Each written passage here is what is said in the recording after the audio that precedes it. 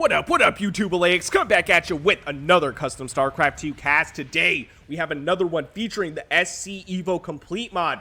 If you're not familiar with this mod, this puts together the StarCraft 1 and StarCraft 2 races into one game using the StarCraft 2 engine. It is super sick. Let's go ahead and introduce our players. Spawning on the bottom left-hand side of the map, it's our pink StarCraft 2 player Barcode going up against his opponent. Spawning on the top right-hand side of the map, it's our red Brood War Zerg player RenieHouR. Now, you may recognize RenieHouR. He's a former professional StarCraft 2 player. His main race was Protoss, and the first time I watched one of his games in a professional setting was like 8 or 10 years ago, something outrageously long, basically a decade. So this guy's been around for a while, obviously playing Zerg, Brood War Zerg today instead of StarCraft 2 Protoss, but regardless, this is going to be a high-level game, and I'm super excited to be casting it. This scouting overlord actually going to be getting some valuable information. We'll see that there's a Marine chilling at the natural base entryway for the Terran player.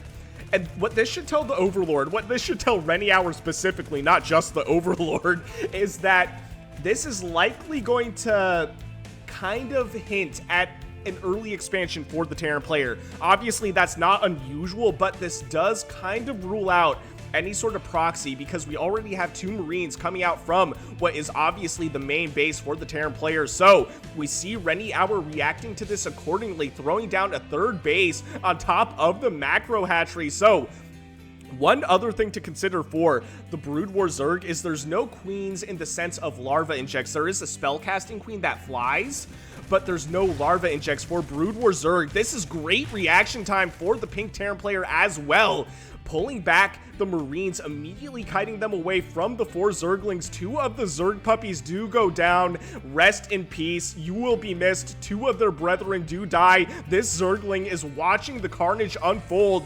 This Zergling actually chilling. Oh, okay, it does get baited into those 2 Marines. So a 3rd Zergling goes down. This 4th Zergling will see that there's nothing in the 3rd base location yet. In my opinion, that would be a very early 3rd base for a PVT, what am I saying? A ZVT matchup. Anyway, so one other thing that's really interesting in this matchup where Brood War Zerg and StarCraft 2 Terran are concerned is the wall off is so much better for the StarCraft 2 Terran. I mean, you have the supply depots that burrow, and these do not burrow in Brood War for the Terran. So this is going to be really interesting. Leave a comment down below who you think's going to win this matchup. Is it Brood War Zerg or StarCraft 2 Terran? I've done a few of this particular matchup already, but I still can't decide. I still can't decide who's better. I mean, look, or I guess which race is better. Obviously, it's dependent on the player as well, but we also have the 1 supply Hydralisks. They do have the 80 HP. They're not crazy tanky or anything, but Hydralisks were never tanky. We have what is going to be the, I believe it's called Lurker aspect, which is already being researched. I don't know, this is sus. This is telling me that there's some sort of, I don't know, is this going to be like a 3 base all-in with Lurkers? We'll find out. But regardless, I feel like the Lurker tech is outrageously early. These Marines really are hungry to kill this Overlord. That's hilarious. We also have a lot of Marines just chilling kind of in the main base on the right-hand side. I don't know if he's scared of like Zergling drops with the Overlord because this is way too many Marines to want to take out like a scouting Overlord. This is really aggressive. We also have what is going to be a 4th base coming down for the Zerg player. So this is going to be really interesting. What is this? We also have the Queen's Nest, which is just now finished. So like I said, the Queen in Brood War is a flying unit. It's a spellcasting unit. It has an ability called Ensnare, which slows down enemy units. It also has a parasite ability, which it's kind of like the Oracle, where it grants vision on the affected units. And then there's also, I believe it's an upgrade ability that allows you to spawn broodlings from the Queen. This is an interesting placement on these Lurkers. I actually didn't see if they burrowed in reaction to these Marines, but this is a lot of Marines. Do we have any sort of army supply? Army supply is 23 to 14 in favor of the pink Terran player. The third base will go down, but we do have the fourth base, which is now the third base for the Zerg player, so this isn't too bad. Only 2 drones going down in this engagement so far. That's really not the end of the world for RenieHouR, but this is a really scary army. Where are our lurkers? Okay, we have 1 lurker right here with 0 kills. This is really smart movement for our pink Terran player, running out of the way of the lurkers and also attacking the Hydralisk Den. And this Hydralisk Den, I feel like, was in a really poor location. Unfortunately, an easy target for those Marines. Will this hatchery go down as well? We do have the Zerglings getting the surround on top of the worker pull on these drones and these lurkers. One of them, okay, so this one getting 4 kills. For a second I thought it died, but no, it just moved. I was like, one of them goes down, but wait a minute, no, here it is with the 4 kills. How many workers killed in that entire engagement? Only 5 workers killed in that engagement. That's not bad at all. We have what is going to be the third base coming down for our pink Terran player. Both of these players are vibing. What is the resources lost looking like? 2,100 resources lost for Zerg to 1,000. Why did I almost say 100? I wanted to say like 1,100, but it wasn't quite there yet. So 1,000 resources lost by our pink Terran player, and we have what is going to be a pure Marine drop. I want to say these are flying towards the main base because this is, and as we can see, actually, yes, they are flying to the main base. We can see them rallied right here.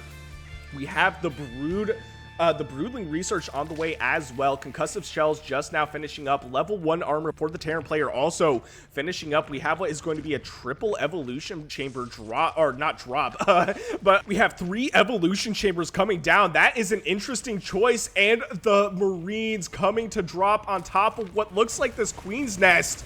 So we'll see. I don't think the Broodling research is going to finish in time if the Terran player focuses on this, and yes, he does. So this Broodling research is denied. How many workers went down? 10 workers go down. The Queens are here, though, so they throw down Ensnare on these Marines. All the Marines going down. The medevacs will be running home empty. Oh, that is brutal. The Lurkers are doing a great job. 7 kills on this one, 4 kills on this one, and 4 kills on that one. So 4, so that's 8 plus 7, so that's going to be 15 kills split between all 3 of those Lurkers, if my math is correct. Yes, I hope it's correct. That would be embarrassing.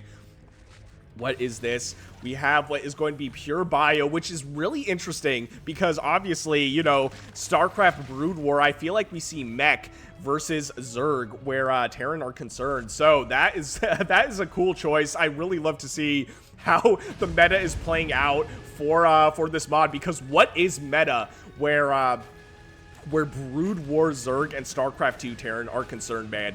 For real, it's ridiculous, and I love this. Dropping around these rocks, focus firing what is now the third base technically for RenieHouR. RenieHouR cannot catch a break, man. We have a lot of Zerglings coming in to surround this, but the medevacs picking up all of these Marines. Only maybe a few of them go down. I see one of their bodies right there, and the Queens coming to take a look at these medevacs. So now okay, so that's the parasite ability. So now you can see the parasite is actually on top of the medevac. It looks like a little, I don't know, one of those like seers from Baldur's Gate. I can't remember what they're called, but yeah, so now we have sight for the Zerg player on these medevacs. The medevac is actually flying back home. It looks like this Overlord also somehow still alive. It looks like Barcode may have forgotten about this Overlord just chilling near his natural base location, but we have what is also going to be a fourth base coming down for the pink Barcode player as well. He's got a good spread of units. He has some siege tanks. He has ghosts, which I love, and the Marauders and Marines. It is super sick. Looking at the army supply, 87 army supply to 64. In RenieHouR's defense, though, on top of being harassed this entire game, he also doesn't have larva injects, so you need the macro hatcheries if you want to have the macro that's at the same level as a StarCraft 2 Zerg player. I love this, though. The surround on these Marines and the forward push of these Lurkers on top of them, killing all those Marines. Army supply still in favor for our pink Terran player, 83 to 59. Worker supply in favor of RenieHouR, but not by much, 78 to 71.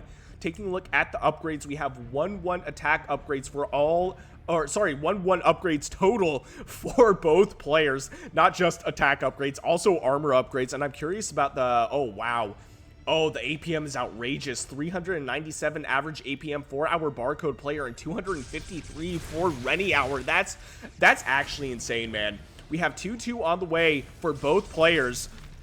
And now the Lurkers are posted up like siege tanks. They are chilling at what is the technically third base location, but this is the fourth mining base because it was taken out so early in this game. I love the scans on top of these Lurkers and the cloaked ghosts. Now, one thing to keep in mind is that the Overlord for the Brood War Zerg is a default detector, so all he needs is an Overlord on top of these ghosts. But man, that was a really valiant attempt for RenieHouR going for the surround on this bio army, but these ghosts are doing so much damage, I feel like, with their cloak. They just can't be targeted. We need an Overlord on this army stat. Oh man, these ghosts are the GOAT, man. Finally running out of energy. The bio army will be on the run. The ensnare on this medevac for no reason other than just a petty ensnare, I feel like. I feel like that's what that was just a petty move. You know what, though? Army supply really not that bad, all things considered. We have 65, now 70 army supply to 52, and based on that engagement, and taking a look at the resources lost, 10,000 to 8,400 in favor of the Terran player. RenieHouR is still very much in this game. He also has what is this mining base, so all his bases are still mining, all things considered. This hatchery is almost dead, just over halfway dead. We did see some Scourges as well. I don't know if you guys noticed that. Here it is, the Scourge. So the Scourge is basically a flying Baneling. Looks like, what, 2-2 being finished up for both players at the same time. Exactly the same time. That's actually crazy. Look at the timing for both of these players. They are very evenly matched based on what we're seeing right here. So upgrades are now 2-2 for both players. I love that they finished at the exact same time. That was actually really cool to see. We'll see if this hatchery gets canceled, and it does. With the APM that these players are throwing down, I would expect nothing less. Let's take a look one more time at the average APM. 400 for pink and 250 for red. That is actually so crazy. We have the retreat of the Marines, the Marauders.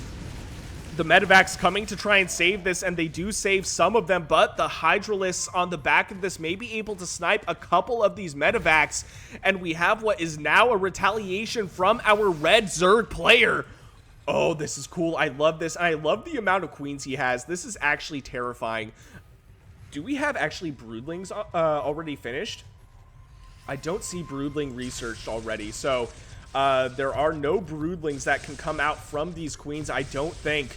Now, oh, I love this. We have the high vision sight from this queen, allowing these lurkers to destroy the high yield Vespene geyser. That is sick. And now we have what I want to say is kind of a standoff. We have two CG kind of armies. Where are the tanks, actually? Here's one tank. And we also have what is going to be a drop with two full medevacs and a third medevac for support, likely going to the main base. So now things are kind of chilling, but here we go. Oh, this was a great hit on those Scourges, able to take out almost two full medevacs. One of the Marines is able to drop, but this is not a scary Marine. That was a really good reaction from RenieHouR. What a sick play. We also have a nuke detected on top of these Lurkers. RenieHouR realizing that he has to move his army. If you're in this kind of situation and you don't see exactly where the nuke is, if you have a clumped up army, just move your army. You're fine. It'll survive. It'll actually more likely survive if you move your army. Yes, it's possible one of your mineral lines is in danger, but in this situation, it was this army. We'll see if that nuke actually goes down or if it was canceled. These tanks getting attacked by the queens. So great hit. The queens sniping the tanks. We have 3-3 on the way for the Zerg player, just finishing up in under 10 seconds. And a great surround on this bio army. The Lurkers burrowing, the ensnare on the medevacs. That is such a good combo with the with the Hydralisks. We have another nuke on the way on top of this red Zerg army. Oh no, I don't think RenieHouR notices. There's too much commotion. He's not unburrowing. His lurkers are going to go down, man. Oh, here we go. All the lurkers go down. Just at the last moment, RenieHouR tried to move them.